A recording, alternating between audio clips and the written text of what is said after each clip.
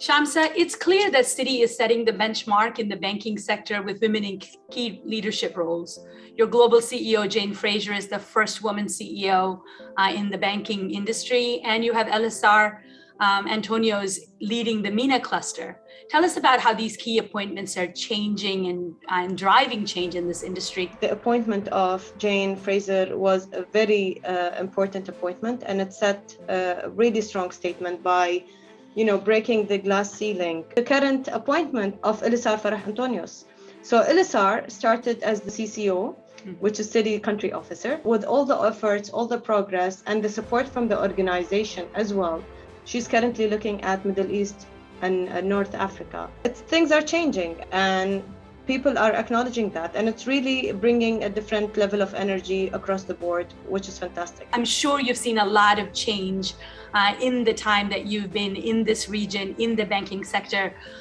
Tell me a little bit about how you've navigated your career through these changing attitudes. When I joined the banking sector and the financial sector, things were completely different. All senior positions were led by male colleagues.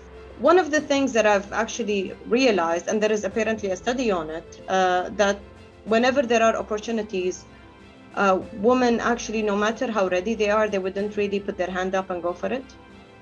While men, even if they're 60% ready, they'll just go for it. So one of the things that I've really taken on board is to ensure, first of all, that I'm prepared. And the way I do it is, whether on annual basis or every 6 months, I would actually check what else do I need to learn to get to that position.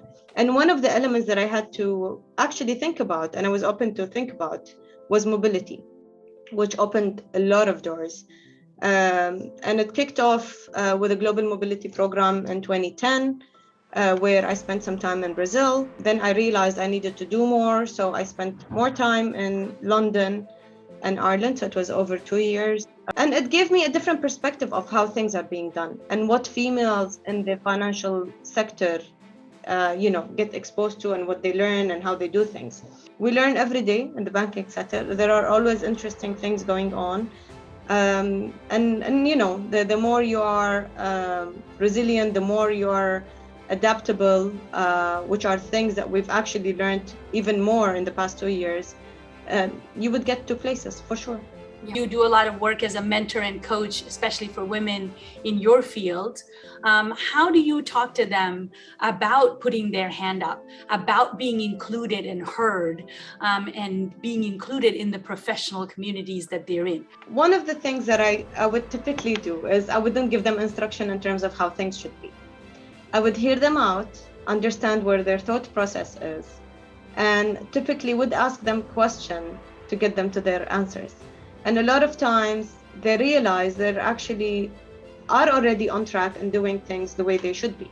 One of the topics that I usually re-emphasize on whenever I have that opportunity to talk to mentees is that stand your ground. As long as you're learning and you continue learning, stand your ground, believe in yourself, and everything would fall into place and people will believe in you.